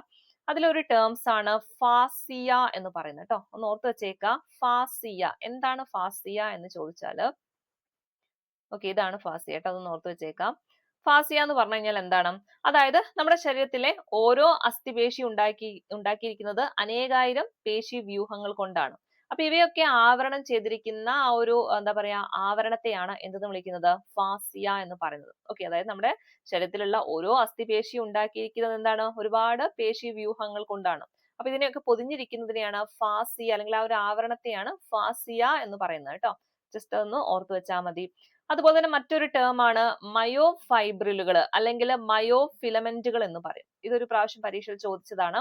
മയോഫൈബ്രിലുകൾ അല്ലെങ്കിൽ എന്ത് വിളിക്കും? മയോഫിലമെന്റുകൾ. ഇതൊക്കെ എവിടെയാണ് കാണുന്നത് എന്നൊക്കെ ചോദിക്കാൻ പരീക്ഷയിൽ. അതായത് നമ്മുടെ പേശി കോശദ്രവ്യത്തില് സമാന്തരമായി ക്രമീകരിച്ചിരിക്കുന്ന അനേകം തന്തുക്കളെയാണ് എന്തെന്ന് വിളിക്കുന്നത്? മയോഫിലമെന്റുകൾ അല്ലെങ്കിൽ മയോഫൈബ്രിലുകൾ എന്ന് വിളിക്കുന്നത് കേട്ടോ. അപ്പൊ എന്താണ് മയോഫിലമെന്റുകൾ അല്ലെങ്കിൽ മയോഫൈബ്രിലുകൾ എന്ന് ചോദിച്ചാൽ പേശി കോശദ്രവ്യത്തില് സമാന്തരമായി ക്രമീകരിച്ചിരിക്കുന്ന അനേകം തന്തുക്കളെയാണ് എന്തെന്ന് വിളിക്കുന്നത്? മയോ ഫൈബ്രിലുകൾ എന്ന് വിളിക്കുന്നത് കേട്ടോ. ഓക്കെ, അവിടെ അത്രയും കാര്യങ്ങൾ ഓർത്തു വെച്ചാൽ മതി. ഇനി ഇത് നമ്മൾ പറഞ്ഞതാണ്, ലാക്റ്റിക് ആസിഡ് അല്ലെ, പേശി ക്ലമം ഒക്കെ പറഞ്ഞതാണ്. അതുപോലെ തന്നെ മയോഗ്ലോബിൻ, ഇത് ഓർത്ത് വെച്ചേക്കണം. മയോഗ്ലോബിൻ എന്ന് പറഞ്ഞാല് അതായത് പേശികോശത്തില് ഓക്സിജനെ ശേഖരിച്ചു വെക്കുന്ന ചുവന്ന നിറത്തിലുള്ള വർണ്ണ വസ്തുവിനെയാണ് മയോഗ്ലോബിൻ എന്ന് പറയുന്നത്. ഓക്കെ, എന്താണ് മയോഗ്ലോബിൻ എന്ന് പറഞ്ഞാല്? പേശികോശത്തില് ഓക്സിജനെ ശേഖരിച്ചു വെക്കുന്ന ചുവന്ന നിറത്തിലുള്ള വർണ്ണ വസ്തു, അതിന് വിളിക്കുന്ന പേരെന്താണ്? മയോഗ്ലോബിൻ ആണ്. ആ ഒരു ടേം അവിടെ ഓർത്ത് വെക്കുക കേട്ടോ. ഇനി അടുത്തത് നമ്മുടെ അസ്ഥികളുമായി ബന്ധപ്പെട്ട് പറയുന്ന കാര്യങ്ങൾ തന്നെയാണ്. നമ്മൾ ഓൾറെഡി പറഞ്ഞത് തന്നെയാണ് കേട്ടോ. അക്ഷാസ്ഥികൂടത്തിൽ 80, അനുബന്ധാസ്ഥികൂടം 126, ആ കാര്യങ്ങളൊക്കെ തന്നെയാണ്. അവിടെ നിങ്ങൾ ഓർത്ത് വെക്കണം, നമ്മുടെ മുഖഭാഗത്ത് കാണപ്പെടുന്ന അസ്ഥികളാണ് 14 എണ്ണമാണ് കേട്ടോ. നമ്മുടെ മുഖത്ത് കാണപ്പെടുന്ന അസ്ഥികളുടെ എണ്ണം ചോദിച്ചാൽ 14 എണ്ണം ഉണ്ട്. അതുപോലെ തന്നെ നമ്മുടെ തലയോട്ടിലായിട്ട് കാണപ്പെടുന്ന ഒരു അസ്ഥിയാണ് ഏത്? ഹയോയിഡ് എന്ന് പറയുന്നത് കേട്ടോ. അപ്പൊ അങ്ങനെയൊക്കെ ആയിരിക്കും പരീക്ഷയിൽ ചോദിക്കാം. ഹയോയിഡ് എന്ന് പറയുന്ന അസ്ഥി ഏത് ഭാഗത്താണ് കാണപ്പെടുന്നത് എന്നൊക്കെ ചോദിക്കാം. അപ്പൊ നമ്മുടെ തലയോട്ടിന്റെ ഭാഗത്തായിട്ട് കാണപ്പെടുന്ന ഒരു അസ്ഥിയാണ് ഹയോയിഡ്. അതിന്റെ ആകൃതി എന്ന് പറഞ്ഞാൽ യു ആകൃതിയാണ് കേട്ടോ. ഹയോയിഡിന്റെ ആകൃതി എന്താണ്? യു ആകൃതിയാണ്. നമ്മുടെ തലയോടിന്റെ ഭാഗത്തായിട്ടാണ് കാണപ്പെടുന്നത്. പിന്നെ നമ്മുടെ മാലിയസ് ഇൻകസ് ടേപ്പിസ് നമ്മൾ പഠിച്ചതാണ്. നമ്മുടെ കർണ അസ്ഥികൾ എന്ന് പറയുന്നത് അല്ലെ, നമ്മുടെ ചെവിയിൽ കാണപ്പെടുന്ന മധ്യകർണത്തിൽ കാണപ്പെടുന്ന അസ്ഥികളാണ് മാലിയസ് ഇൻകസ് ടേപ്പിസ്. അതിൽ ഏറ്റവും ചെറിയ അസ്ഥി ഏതാണ്? സ്റ്റേപ്പിസ്. അതുപോലെ തന്നെ നട്ടെല്ലുമായി ബന്ധപ്പെട്ട് നമ്മൾ പറഞ്ഞു കശേരുക്കൾ എന്ന് പറഞ്ഞല്ലോ. അതിൽ എത്ര കശേരുക്കളാണ്? 26 കശേരുക്കളാണ്. അതിലെ ആദ്യത്തെ കശേരു ഏത് പേരിലാണ് അറിയപ്പെടുന്നത്? അറ്റ്ലസ്. ഇതൊക്കെ ഒന്ന് ഓർത്ത് വെച്ചേക്കാട്ടോ. കശേരുക്കൾ എന്ന് പറയുമ്പോൾ 26 കശേരുക്കളാണ് നമ്മുടെ നട്ടെല്ലിൽ ഉള്ളത്. അതിലെ ആദ്യത്തെ കശേരു ഏതാണ്? അറ്റ്ലസ് ആണ്. അതുപോലെ തന്നെ നമ്മുടെ നട്ടെല്ല് 5 ആയിട്ടാണ് വേർതിരിച്ചിട്ടുള്ളത്. ഇതൊന്ന് പഠിച്ചു വെച്ചേക്ക, ചോദിക്കാം. 5 ആയിട്ടാണ് വേർതിരിച്ചിട്ടുള്ളത്. ഏതൊക്കെയാണത്? സെർവിക്കൽ അഥവാ കണ്ട കശേരുക്കള്, അതുപോലെ തന്നെ തൊറാസിക് അഥവാ ഔരസക കശേരുക്കള്, അതുപോലെ ലംബാറ്, സേക്രല്, കോക്സീജിയല്, ഇതൊക്കെ എന്താണ്? നമ്മൾ ഈ പറഞ്ഞ നട്ടെല്ലിനെ വേർതിരിച്ചിരിക്കുന്ന 5 ഭാഗങ്ങളാണ് കേട്ടോ. ഒന്ന് ഓർത്ത് വെച്ചേക്ക, നട്ടെല്ലിനെ ഇങ്ങനെ 5 ആയിട്ടാണ് വേർതിരിച്ചിട്ടുള്ളത്. അതിൽ ഒന്നാമത്തേതാണ് സെർവിക്കൽ അഥവാ കണ്ട കശേരുക്കൾ എന്ന് പറയും. മറ്റൊന്ന് ഏതാണ്? തൊറാസിക് അഥവാ ഔരസ കശേരുക്കളാണ്. മറ്റേത് ലംബാറും, അടുത്തത് സേക്രലും, പിന്നെ ഏതാണ് മറ്റൊന്ന്? കോക്സീജിയല്. ഇതൊക്കെ എന്താണ്? നമ്മുടെ ഈ പറയുന്ന നട്ടെല്ലിലായിട്ട് കാണപ്പെടുന്നതാണെന്ന് ഓർത്ത് വെച്ചേക്കാം. ഓക്കെ, അവിടെ അത്രയും കാര്യങ്ങളാണ് നമുക്ക് പഠിക്കാനുള്ളത്. ഇനി നമ്മുടെ വാരിയലുമായി ബന്ധപ്പെട്ടിട്ട് ഇമ്പോർട്ടന്റ് ആയിട്ടുള്ള ഒരു കാര്യം ഇവിടെ പഠിക്കാനുണ്ട്. ഇപ്പൊ പരീക്ഷയിൽ ചോദിച്ചിട്ടേ ഉള്ളൂ. അതായത് നമ്മൾ പറഞ്ഞതാണ് 24 എണ്ണം വാരിയലുകളാണ് ഉള്ളത് അല്ലെ. 24 എന്ന് പറയുമ്പോൾ എത്രയാണ്? 12 ജോഡി വാരിയലുകളാണ് ഉള്ളത്. ഓക്കെ, 12 ജോഡി വാരിയലുകളാണ്. അതിലെ ആദ്യത്തെ 7 എണ്ണം, ഓക്കെ, ഇവിടെ നിങ്ങൾക്ക് നോക്കിക്കഴിഞ്ഞാൽ മനസ്സിലാവും 1 മുതൽ 7 വരെ. ഈ 1 മുതൽ 7 വരെ വരുന്ന വാരിയലുകളെയാണ് നമ്മൾ എന്തെന്ന് വിളിക്കുന്നത് അറിയോ? ട്രൂ റിബ്സ് എന്ന് വിളിക്കുന്നത്. എന്താ വിളിക്കുക? True ribs. ഇപ്പൊ അടുത്ത് നടന്ന പരീക്ഷയിൽ ചോദിച്ചൊരു ക്വസ്റ്റ്യൻ ആണ് കേട്ടോ. ഇതൊക്കെ കറക്റ്റ് ആയിട്ട് നമ്മുടെ NCERT പറയുന്നുണ്ട്. ആദ്യത്തെ 7 ജോഡി വാരിയലുകളെയാണ് നമ്മൾ എന്തെന്ന് വിളിക്കുന്നത്? ട്രൂ റിബ്സ് അഥവാ യഥാർത്ഥ വാരിയലുകൾ എന്ന് വിളിക്കുന്നത്. ഓക്കെ, പിന്നീട് അങ്ങോട്ടേക്ക് വരുന്ന 8, 9, 10 വാരിയലുകൾ എന്താ വിളിക്കാന്നറിയോ? അതിനെയാണ് നമ്മൾ കപട വാരിയലുകൾ അഥവാ ഫാൾസ് റിബ്സ് എന്ന് വിളിക്കുന്നത്. കപട വാരിയലുകൾ ഒന്നെങ്കിൽ എന്ത് വിളിക്കും? കപട വാരിയലുകൾ അല്ലെങ്കിൽ ഫാൾസ് റിബ്സ് എന്ന് വിളിക്കും. ഇനി 11, 12 ഈ 11, 12 വാരിയലുകളെയാണ് എന്തെന്ന് വിളിക്കുന്നത്? എന്താ വിളിക്കുക? അതിനെയാണ് ഫ്ലോട്ടിംഗ് റിബ്സ് അഥവാ അസ്ഥിര വാരിയലുകൾ എന്ന് വിളിക്കുന്നത് കേട്ടോ. ഓർത്ത് വെച്ചേക്കണം. 11, 12 എന്താ വിളിക്കുന്നത്? Floating ribs. ഇത് ഇതേപോലെ പരീക്ഷയിൽ ചോദിച്ചിട്ടുണ്ടായിരുന്നു. ഇംഗ്ലീഷിലാണ് ചോദിച്ചിട്ടുണ്ടായിരുന്നത് കേട്ടോ. Floating ribs. അതായത് നമ്മൾ പറഞ്ഞത് 24 വാരിയലുകൾ എന്ന് പറയുമ്പോൾ 12 ജോഡിയാണ്. അതിലെ 1 മുതൽ 7 വരെ വരുന്ന വാരിയലുകൾ ഏത് പേരിൽ അറിയപ്പെടുന്നത്? ട്രൂ റിബ്സ് ആണ്. 8, 9, 10 വാരിയലുകൾ ഫാൾസ് റിബ്സ് ആണ്. 11, 12 ആണെങ്കിൽ അതെന്താ? ഫ്ലോട്ടിംഗ് റിബ്സ് ആണ്. പഠിച്ചു വെച്ചേക്കാം കേട്ടോ. ഇമ്പോർട്ടന്റ് ആയിട്ടുള്ള ഒരു കാര്യമാണ്. ഇനി അടുത്തത് നമ്മുടെ അനുബന്ധാസ്ഥികൂടവുമായി ബന്ധപ്പെട്ട് നമുക്കറിയാലേ, അനുബന്ധാസ്ഥികൂടം എന്ന് പറയുമ്പോൾ ഏതൊക്കെ ഭാഗങ്ങൾ വരുന്നുണ്ട്? നമ്മുടെ കൈകള്, കാലുകള്, അല്ലെ, ശ്രോണി വലയം, അങ്ങനെയുള്ള കാര്യങ്ങളൊക്കെ ഇതിലാണ് വരുന്നത്? അനുബന്ധാസ്ഥികൂടത്തിലാണ് വരുന്നത്. അവിടെ തന്നെ നമ്മൾ ഈ പറയുന്ന കൈകളിൽ കാണപ്പെടുന്ന ചില അസ്ഥികളുടെ പേര് പറയുന്നുണ്ട്. അപ്പൊ പരീക്ഷയിലൊക്കെ വേണമെങ്കിൽ അങ്ങനെ ചോദിക്കാം. ഏതെങ്കിലും ഒരു അസ്ഥിയുടെ പേര് കൊടുത്തിട്ട് അത് ഏത് ഭാഗത്താണ് കാണപ്പെടുന്നത് എന്നൊക്കെ ചോദിക്കാൻ പറ്റുന്ന ഒരു ഭാഗമാണ്. ഓർത്ത് വെച്ചേക്ക. ഹ്യൂമറസ്, റേഡിയസ്, അൾന, കാർപ്പൽസ്, അതുപോലെ തന്നെ മെറ്റാകാർപ്പൽസ്, ഫലാജൻസ്, ഇതൊക്കെ എവിടെയാണ് കാണപ്പെടുന്നത്? നമ്മുടെ കൈകളിൽ കാണപ്പെടുന്ന അസ്ഥികളാണ് കേട്ടോ. ഏതൊക്കെയാണ്? ഹ്യൂമറസ്, റേഡിയസ് അൾന ഒക്കെ കേട്ടതാണല്ലോ. ഓക്കെ, അപ്പൊ റേഡിയസ്, അൾന, ഹ്യൂമറസ്, കാർപ്പൽസ്, ഫലാജൻസ്, ഇതൊക്കെ എവിടെയാണ് കാണപ്പെടുന്നത്? നമ്മുടെ കൈകളിൽ കാണപ്പെടുന്ന അസ്ഥികളാണ്.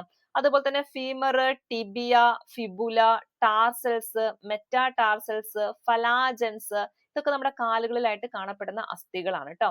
ടിബിയ, ഫിബുല ഒക്കെ നമ്മൾ ഓൾറെഡി ഒക്കെ അറിയുന്ന ഒരു കാര്യമാണ്. അതിന്റെ കൂടെ തന്നെ ഓർത്ത് വെക്കുക ഫലാജൻസ്, അതുപോലെ തന്നെ ടാർസൽസ്. ഓക്കെ, ഇതൊക്കെ എവിടെയാണ് കാണപ്പെടുന്നത്? നമ്മുടെ കാലുകളിലായിട്ട് കാണപ്പെടുന്ന അസ്ഥികളാണ്. ഓക്കെ, പിന്നെ നമ്മുടെ തോൾവലയത്തിൽ തോൾവലയുണ്ട്, ശ്രോണി വലയുണ്ടല്ലോ. തോൾവലയത്തിലായിട്ട് കാണപ്പെടുന്നതാണ് ക്ലാവിക്കിൾ, അതുപോലെ തന്നെ സ്കാപ്പുല. ഇതൊക്കെ എന്ത് ചെയ്യാ? നിങ്ങൾ ഈ പേരുകൾ മാത്രമായിട്ട് ഇങ്ങനെ ഷോർട്ട് നോട്ടിൽ എഴുതി വെക്കുക കേട്ടോ. നമുക്ക് ഒറ്റ പ്രാവശ്യം കേട്ടോണ്ട് ഇതൊന്നും പഠിക്കണം എന്നില്ല. ഇതിങ്ങനെ ഡെയിലി ഇങ്ങനെ വായിച്ച് എന്ത് ചെയ്യുക? ആ ഒരു പേരുകൾ അങ്ങോട്ട് മനപ്പാടാക്കി വെച്ചേക്കുക. വേറെ നിവൃത്തിയില്ല. ഓക്കെ, അപ്പൊ നിങ്ങൾ എന്ത് ചെയ്യാം? മാക്സിമം റിവിഷൻ കൊടുത്തിട്ട് ഓരോ ടേംസും പഠിച്ചു വെച്ചേക്കുക. അപ്പൊ ക്ലാവിക്കുലർ, സ്കാപ്പുല ഒക്കെ എന്താ? തോൾവലയത്തിന്റെ ഭാഗമായിട്ട് വരുന്നതാണ്.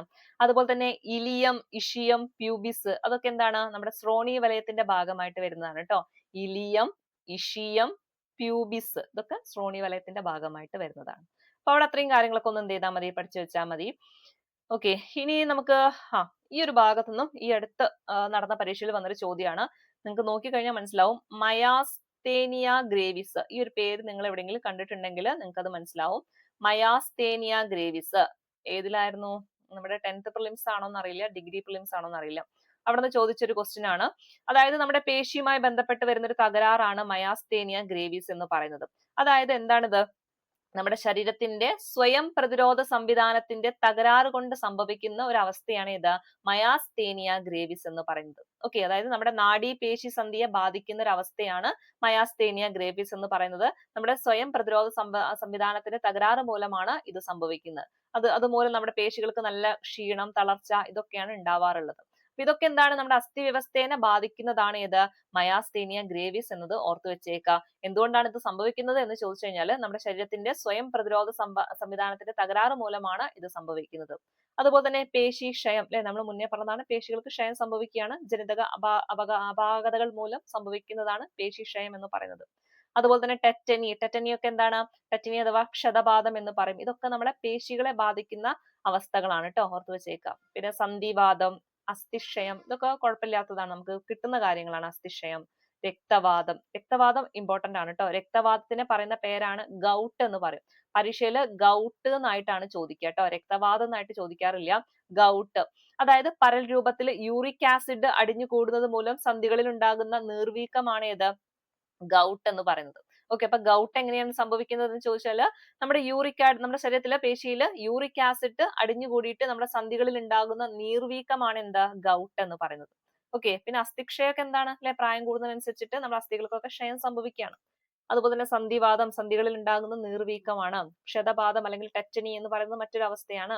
പേശിക്ഷയം ജനിതക അപാകതകൾ മൂലം ഉണ്ടാകുന്ന അവസ്ഥയാണ്. മയാസ്തേനിയ ഗ്രേവിസ് ആണെങ്കിൽ സ്വയം പ്രതിരോധ സംവിധാനത്തിന് തകരാറ് മൂലം ഉണ്ടാകുന്ന ഒരു അവസ്ഥയാണ്. അപ്പൊ ഇതൊക്കെ എന്ത് ചെയ്യുക? അതിന്റെ കൂട്ടത്തിൽ ഒന്ന് പഠിച്ചു വെച്ചേക്കാം. അപ്പൊ ഇത്രയും കാര്യങ്ങൾ നമ്മൾ ഈ പേശി വ്യവസ്ഥ, അസ്ഥി വ്യവസ്ഥയുമായി ബന്ധപ്പെട്ടൊക്കെ പഠിച്ചു വെച്ചേക്കാം കേട്ടോ. ഓക്കെ, അപ്പൊ നന്നായിട്ട് റിവിഷൻ ചെയ്യുക. എടുത്ത കാര്യങ്ങളെ ഒന്നും കൂടി സ്പീഡിൽ ഇട്ടിട്ട് ക്ലാസ് ഒക്കെ കേൾക്കുക. നന്നായിട്ട് നോട്ടൊക്കെ എഴുതിയിട്ട് വീണ്ടും വീണ്ടും റിവൈസ് ചെയ്ത് പഠിക്കാം. അപ്പൊ നമുക്ക് അടുത്തൊരു ക്ലാസ്സുമായിട്ട് വീണ്ടും കാണാം. താങ്ക്